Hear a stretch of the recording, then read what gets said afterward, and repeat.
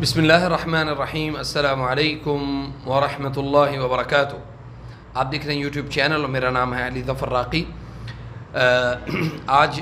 دو تین جو ہے نا وہ آپ سے بڑی اہم باتیں کرنی ہیں۔ سب سے پہلی تو بات یہ ہے کہ انشاءاللہ ہم ہفتے والے دن لاہور یعنی 17 تاریخ کو انشاءاللہ ہم لاہور آ رہے ہیں، اور میں نے جیسا کہ اپنا پوسٹ بھی کیا تھا 17 تاریخ کو لاہور مادھو لال حسین جو دربار ہے اس کے ساتھ ایک مسجد ہے جامع مسجد رحمانیہ، وہاں پہ انشاءاللہ، اور اسی طرح 23 تاریخ کو ہمارا جو ایک پروگرام ہے جمعہ کا، انشاءاللہ باذن اللہ بھرپور ہمارا وہ پروگرام ہوگا۔ اور ہم نے اس طرح کے کئی جو ہے نا وہ جگہوں پر مختلف علاقوں میں مختلف جگہوں پہ اب ہم نے انشاءاللہ تعالیٰ یہ پروگرامز جو ہیں یہ انشاءاللہ شروع کرنے ہیں، اور شیڈول جو ہے وہ میں انشاءاللہ اپنی وقت میں سے اس کا ضرور نکالوں گا تاکہ ہم زیادہ سے زیادہ جہاں تک ممکن ہو استطاعت کے مطابق ہم یہ کام کر سکیں انشاءاللہ، کہ لوگوں کو آگاہی دے سکیں، اویئرنیس دے سکیں، اور قرآن و سنت کے علاج کی طرف لوگوں کو لے کے آ سکیں۔ اور اس میں جو ہمارے ساتھ مختلف علاقوں سے مختلف لوگوں نے چونکہ جادو کرنے والے، کروانے والے، استعانہ بالجن اور اس طرح کے بہت سارے جو لوگ ہیں وہ ہمیں دھمکی امیز کالز بھی کر رہے ہیں اور میسیجز بھی بھیج رہے ہیں کہ آپ یہ کام چھوڑ دیں، یہ کام بند کر دیں۔ تو ہم انشاءاللہ باذن اللہ پوری قوت کے ساتھ اور پوری اللہ تعالیٰ کی مدد کے ساتھ انشاءاللہ ہم اس پر کام کریں گے۔ صرف آپ سب احباب کی دعاؤں کی اور بہت زیادہ آپ سب کی جو اخلاص کے ساتھ کی گئی دعاؤں کی ضرورت ہے، اور اس کے ساتھ ساتھ میں یہ یقین رکھتا ہوں اس بات کا کہ جتنے بھی احباب وہ بھلے پاکستان میں ہیں یا پاکستان سے باہر ہیں، وہ ہمیشہ میرے لیے اور میری فیملی کے لیے، بچوں کے لیے یقیناً ہمیشہ دعا کرتے ہیں اور انشاءاللہ کرتے رہیں گے۔ تو اب آپ جو ہے نا وہ ہم آتے ہیں انشاءاللہ اپنے موضوع کی طرف۔ ہمارا موضوع آج کا ہے کہ حسد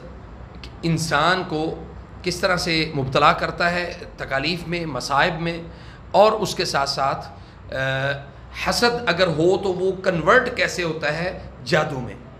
تو انشاءاللہ باذن اللہ اس پر ہم تفصیل سے گفتگو کرنے سے پہلے میں آپ کو یہ بتا دوں کہ میرے چینل کو ضرور سبسکرائب کیا کریں تاکہ آپ تک میری جو بھی ویڈیوز ہیں وہ آپ تک پہنچیں اور آپ اس سے مستفید ہوں انشاءاللہ۔ اور چونکہ یہ بھی میں بتانا چاہتا ہوں کہ آپ میری ویڈیوز کو اپنے چینلز کے اوپر مختلف اپنے جو پلیٹ فارمز ہیں وہاں پہ آپ شیئر کر سکتے ہیں، آپ کو کوئی اس میں کوئی پرابلم نہیں ہے انشاءاللہ، اور نہ ہی میں کسی ایسے یعنی کسی بھی یوٹیوب چینل کے آنر کو میں اپنی طرف سے کوئی سٹرائک جو ہے وہ نہیں دوں گا۔ آپ اپنے چینل پر میری ویڈیوز کو لگانے کی آپ کو بھرپور اجازت ہے، آپ لگا سکتے ہیں انشاءاللہ۔ مقصد ہمارا صرف یہ ہے کہ اللہ تعالی ہم سے کام لے لے، اور کام جو ہے وہ بھی خالصاً لوجہ اللہ کے لیے۔ باقی سبحان اللہ زندگی کے معاملات ہیں، آنا جانا ہے، اور یہ سلسلے چلتے رہیں گے، لیکن ہم اپنے حصے کا کام ضرور کر جائیں۔ تو آئیے موضوع کو انشاءاللہ آگے بڑھاتے ہیں۔ دیکھیں اللہ تعالیٰ نے قرآن کریم میں ارشاد فرمایا ہے کہ ام یحسدون الناس علی ما آتاہم اللہ من فضلہ، نقطے کو سمجھنا ہے، وہ آپ سمجھیں گے تو انشاءاللہ آپ کو ساری بات جو ہے وہ آسانی سے سمجھ آ جائے گی کہ کیا تم ان لوگوں سے حسد کرتے ہو جن کو اللہ نے اپنے فضل سے نوازا ہے۔ تو بنیادی طور پہ کسی بھی انسان کی تباہی کی جو بنیاد ہے وہ حسد ہے، یعنی آپ حسد کرنا شروع کر دیں دوسرا تباہ ہو جائے گا۔ ایک جو ہے وہ امام ابن قیم رحمہ اللہ، ان کا ایک قول میں نے پڑھا تھا کہ 1 دینار جو ہے وہ حسد کے لیے کافی ہے۔ اگر آپ کے پاس 1 دینار ہے تو کوئی بھی آپ سے حسد کرنا چاہے تو اس کو اس حسد سے روکا نہیں جا سکتا۔ تو سبحان اللہ العظیم یہ ہماری جو بنیاد ہے یہ بہت زیادہ خرابی کی طرف ہم جا رہے ہیں، ہماری سوسائٹی بڑی تیزی سے ان قباحتوں کی طرف جا رہی ہے۔ تو اس کی جو یعنی اس حسد کو کیسے روکا جا سکتا ہے یہ ایک الگ موضوع ہے۔ تو ہمارا جو موضوع ہے وہ یہ ہے کہ ہم نے معاشرے میں دیکھا کہ پہلے کسی سے حسد کیا گیا اور پھر وہ حسد جو ہے وہ کنورٹ ہو گیا سحر میں، جادو میں۔ دیکھیں کمبائن فیملی سسٹم میں جب آپ رہتے ہیں تو آپ چیزوں کو لے کے آتے ہیں اپنے گھر کے لیے، فیملی کے لیے، اپنے بچوں کے لیے، تو دوسرے بہن بھائیوں کی جو اولاد ہے یا بچے ہیں بچیاں ہیں وہ سب ان کو دیکھتے ہیں, اس کو آبزرو کرتے ہیں کہ یہ کیا لے کے آ رہا ہے. تو بنیاد جو ہے نا وہ موسٹلی فیملی جو سسٹم ہے ہمارا, خاص طور پہ یہاں جو بر صغیر پاک و ہند میں, کہ ہم کوشش یہ کرتے ہیں کہ ہمیشہ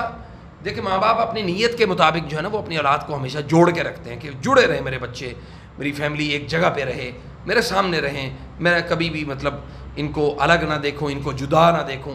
تو یہ ان کی ایک یعنی ایک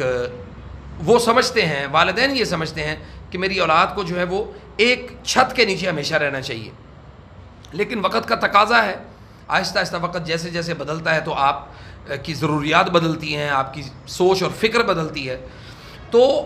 والدین تو اپنی طرف سے بہت بڑا نیکی کا عمل کرتے ہیں, لیکن میں یہ سمجھتا ہوں کہ والدین جو ہے وہ زبردستی اپنے بچوں کو جوڑ کے رکھنا شادی کے بعد خاص طور پہ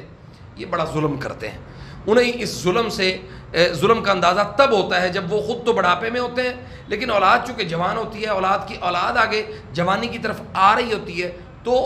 گھروں کے اندر جو تباہی ہے, اور یہ حقیقت ہے, آپ اس حقیقت سے بھاگ نہیں سکتے, گھروں کے اندر تباہی آنا شروع ہو جاتی ہے. تو بنیاد جو ہے وہ یہاں سے شروع ہوتی ہے آپ کی حسد کی, کہ آپ کا حسد تھوڑا مطلب بہت کم ہوتا ہے, لیکن آہستہ آہستہ جب اب ماں کے پیٹ سے تو سارے ایک جیسی قسمت لے کے پیدا نہیں ہوتے, کسی کی قسمت بہت اچھی, کسی کی بری, کسی کی مناسب, کسی کی درمیانی, کسی کی بالکل ختم. تو ہوتا یہ ہے کہ جب چیزیں تقسیم کرنے کی باری آتی ہے, یا مطلب آپ کوئی اپنی اولاد کے لیے کوئی چیز لے کے آتے ہیں, تو دوسرا جو بھائی ہے یا مطلب اس کے بچے ہیں وہ جب آپ کی طرف دیکھتے ہیں تو وہ وہاں سے وہ حسد کی بنیاد شروع ہوتی ہے. اب وہ حسد آگے آگے جیسے جیسے بچے بڑے ہوتے جاتے ہیں, جیسے جیسے حالات بدلتے جاتے ہیں, وہ ویسے ویسے وہ پروان چڑھتا چلا جاتا ہے. اب آپ دیکھیں کہ تھوڑی سی بیماری, پہلے تھوڑی سی بیماری ہوتی ہے, پھر وہ بیماری جو ہے وہ مہلک بیماری میں تبدیل ہوتی ہے, وہ پھر مہلک بیماری جو ہے وہ آہستہ آہستہ انسان کو ہلاک کر دیتی ہے. اب حسد آپ اپنے گھر سے لے کے باہر نکلتے ہیں, باہر جاتے ہیں تو آپ کے ساتھ حسد تھوڑا سا اور زیادہ ہوتا ہے, اس کی کیفیات تھوڑی سی اور زیادہ مختلف انداز میں آپ کے ساتھ جو ہے نا وہ جڑ جاتی ہیں. اب لازمی نہیں ہے کہ کوئی شخص آپ کے اوپر اس حوالے سے جا کے جادو کروائے, اور جادو کروانے کے بعد آپ کو ابتلا میں یعنی کسی ابتلا میں ڈالے. سبحان اللہ, اگر کوئی جادو کرے گا تو وہ اللہ کے حکم سے ہی اس کے اوپر تاثیر ہوگی نا اس کی, جو ہمارا یقین ایمان ہے اس بات پر کہ جادو اللہ کے حکم سے ہی کسی انسان کو تکلیف دے سکتا ہے, یہ اسباب ہیں. اب بعض دفعہ یہ ہوتا ہے کہ لوگ جو ہیں وہ دیکھتے ہیں کہ ہم اس سے اتنا مطلب ان چیزوں کے اوپر اس سے حسد کر رہے ہیں, اتنا زیادہ اس کو مبتلا کرنے کی کوشش کر رہے ہیں, لیکن یہ وہیں کا وہیں کھڑا ہوا ہے. پھر تو وہ جاتے ہیں کسی ساحر کے پاس, یہ اس کا نام ہے, یہ اس کی ماں کا نام ہے, اور یہ فلاں ہے, یہ اس کا لباس ہے, یہ اس کے ناخن ہیں, یہ اس کے بال ہیں, یہ فلاں جسم کی تاثیر ہے. تو وہ حاصل کرتا ہے, تو وہ باقاعدہ ایک پراپر ایک پورے پروسیجر کے ذریعے اس جادو کو امپلیمنٹ عمل درآمد کر دیتا ہے اس شخص کے اوپر. لیکن حسد کنورٹ کیسے ہوتا ہے جادو میں؟ جب ایک آدمی آپ کو مبتلا دیکھنا چاہتا ہے, ابتلا میں دیکھنا چاہتا ہے, وہ نہیں ہوتا, تو اس شخص کا جو قرین ہے وہ کسی ساحر جن کے ساتھ مل کے آپ کے اوپر سحر کرتا ہے.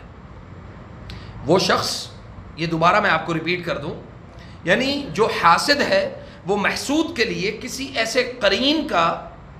ایسے یعنی اس شخص کے قرین کے ساتھ مل کے